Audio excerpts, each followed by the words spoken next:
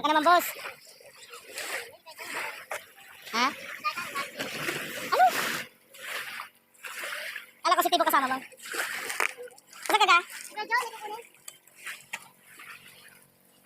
Eh, magkape muna sa bahay. Alis ka rin?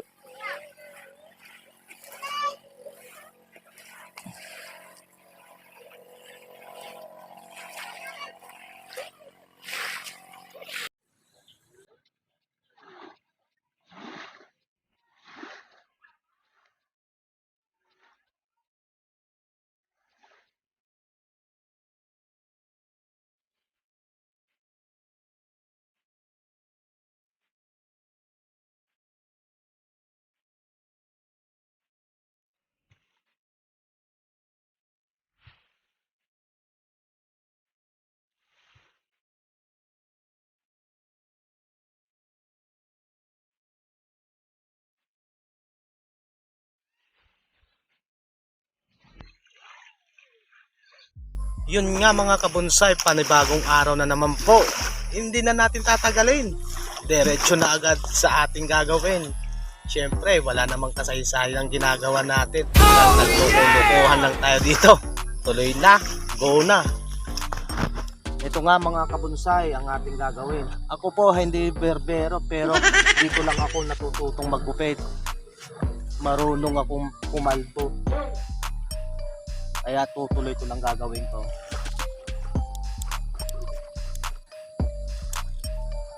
Kaya nga pala mga kabonsay, ito pong halamang pong ito ay ito po ang ating materials bonsai na magic fruit.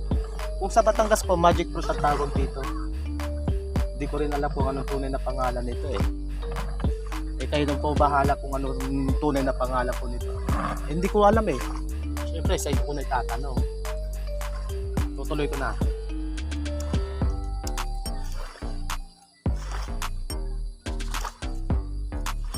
At pagkatapos po nito, wawiringan ko po siya.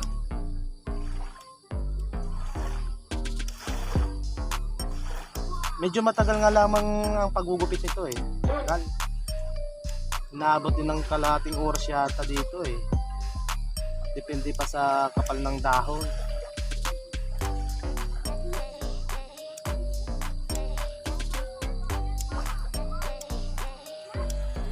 Bali ang oras po ngayon ay alas 5:51 ng hapon.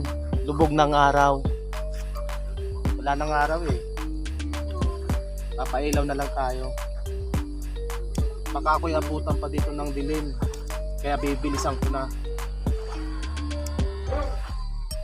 Bibilisan ko na.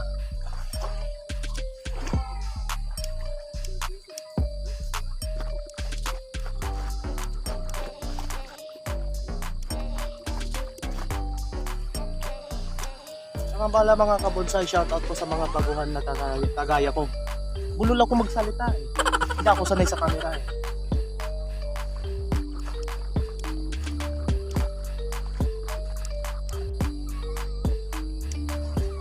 Mga kabonsay, pag gumagawa ko ng content, patago pa. Ayoko na ako nakikita ng mga dumadaan. Nahiya ako eh.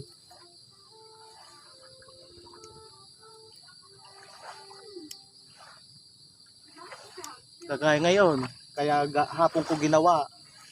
Eh ayoko yung maraming tao na nanunood. Gusto ko ako lang yung gumagat, ako lang ang tao. Hindi ako sanay sa camera.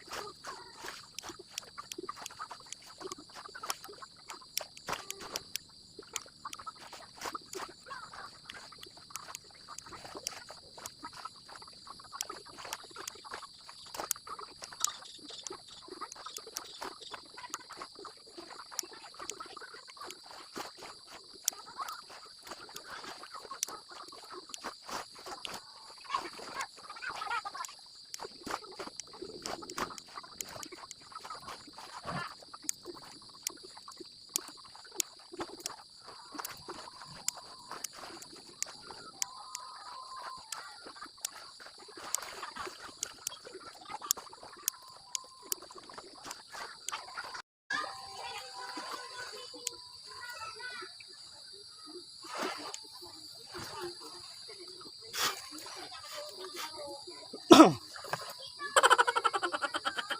po mga kabonsay. Binilisan ko ng pagkakalbo. Ngayon na sunod, babayaringan ko naman. Sasakalin ko ito na maigi.